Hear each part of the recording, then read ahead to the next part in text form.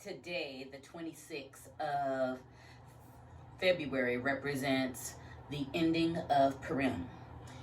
And I wanted to get online to talk about what I believe Purim is. Purim is a holiday that is noted in the book of Esther in the Bible. If you'll read Esther from the beginning to the end, you'll read a story about a woman that was driven to courage by her uncle Mordecai.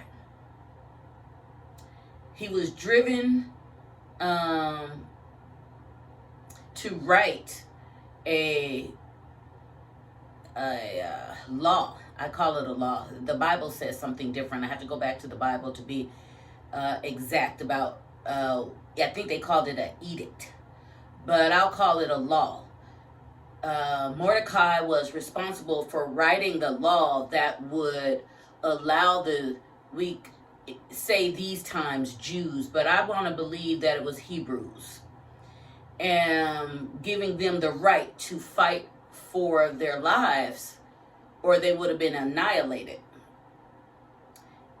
Esther was used for her courage to present to the king what was going on to the people. So she said, look, let's fast for 3 days and then I'll go to the king. And if I die, I die. And Mordecai said to her, maybe God has brought you into existence for such a time as this. Now, I see the Jews of today, when they celebrate, they wear masks, costumes, and things of that nature. I don't really agree because I didn't see that. I didn't get that from what I read.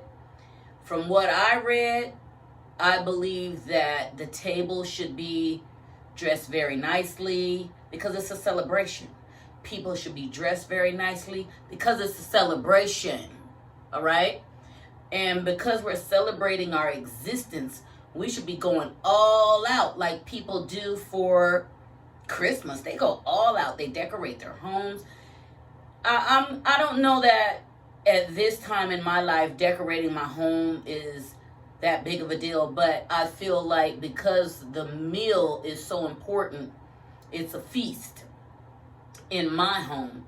And I want my table to look the best it's ever looked. I want to be looking beautiful because I live today because of what happened then.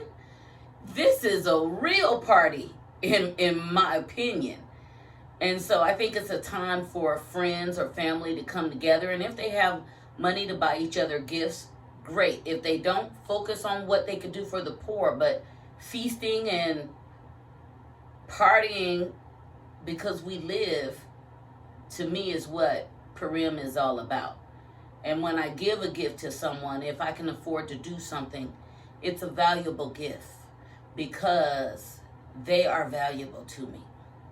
And even if I don't have money, I want to share something